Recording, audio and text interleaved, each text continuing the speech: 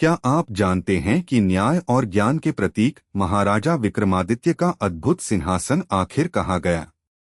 वह सिंहासन जिसके बारे में कहा जाता था कि उस पर बैठकर कोई भी साधारण व्यक्ति भी असाधारण न्याय करने लगता था। आज हम इतिहास के पन्नों में दबी एक ऐसी ही रोमांचक कहानी का पर्दाफाश करेंगे, जिसका रहस्य सदियों से अनसुलझा है। भारत के इतिहास में कुछ नाम ऐसे हैं जो सिर्फ राजा नहीं बल्कि एक युग के प्रतीक बन गए। महाराजा विक्रमादित्य उनमें से एक थे। उनकी वीरता, उनका न्याय और उनकी प्रजा के प्रति अगाध प्रेम अद्वितीय था। कहा जाता है कि उनके दरबार में हर व्यक्ति को समान न्याय मिलता था और उनके सिंहासन पर बैठकर वे ऐसे फैसले देते थे जो देवताओं को भी विस्मित कर देते थे।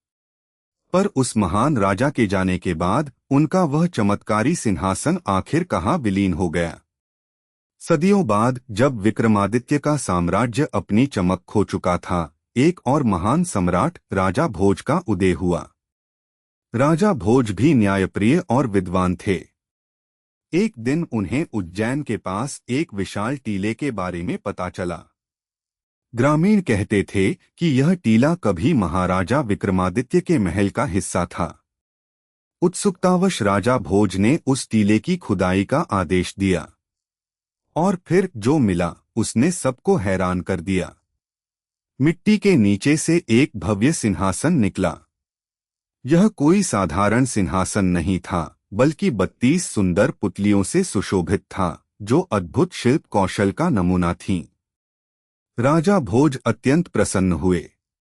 उन्होंने सोचा कि अब वे इस महान सिंहासन पर बैठकर विक्रमादित्य की तरह न्याय कर सकेंगे।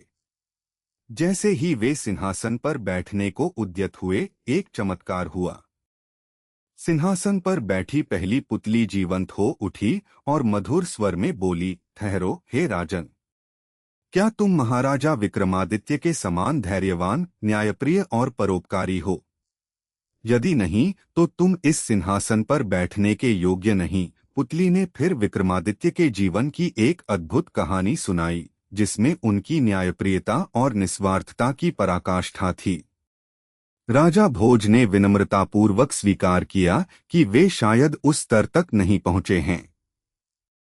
अगले दिन राजा भोज फिर सिंहासन पर बैठने आए तो दूसरी पुतली ने उन्हें रोका और विक्रमादित्य की एक और अविश्वसनीय कहानी सुनाई। यह सिलसिला 32 दिनों तक चलता रहा। हर दिन एक नई पुतली, एक नई कहानी और विक्रमादित्य के गुणों का एक नया पहलू। राजा भोज इन कहानियों को सुनकर मंत्रमुग्ध हो जाते थे और हर बार उन्हें एहसास होता कि वे अभी भी उस महान राजा की बराबरी नहीं कर सकते। 32वीं पुतली ने जब अंतिम कहानी सुनाई, तब तक राजा भोज को यह पूर्ण विश्वास हो चुका था कि वे इस दिव्य सिंहासन के योग्य नहीं हैं। उन्होंने अपनी हार स्वीकार कर ली। और फिर एक और चमत्कार हुआ। जैसे ही राजा भोज ने सिंहासन पर बैठने का विचार त्याग दिया, वह अद्भुत सिंहासन धीरे धीरे धरती में समाने लगा। देखते ही देखते वह उसी टीले में विलीन हो गया जहां से उसे निकाला गया था। वह फिर कभी किसी को नहीं दिखा। तो क्या विक्रमादित्य का सिंहासन हमेशा के लिए गायब हो गया? शायद हाँ, भौतिक रूप से। लेकिन उसकी कहानी, उसका आदर्श आज भी हमारे बीच जीवित है। यह हमें सिखाता है कि असली शक्ति किसी वस्तु में नहीं बल्कि उन गुणों में होती है जो एक व्यक्ति को महान बनाते हैं। विक्रमादित्य का सिंहासन शायद आज कहीं धरती के गर्भ में छिपा है, इंतजार कर रहा है उस सच्चे, न्यायप्रिय और परोपकारी शासक का जो उसकी गरिमा को धारण कर सके। क्या आप मानते हैं कि ऐसे सिंहासन आज भी कहीं मौजूद हैं जो सही उत्तराधिकारी का इंतजार कर रहे हैं? अपनी राय हमें कमेंट्स में बताएं।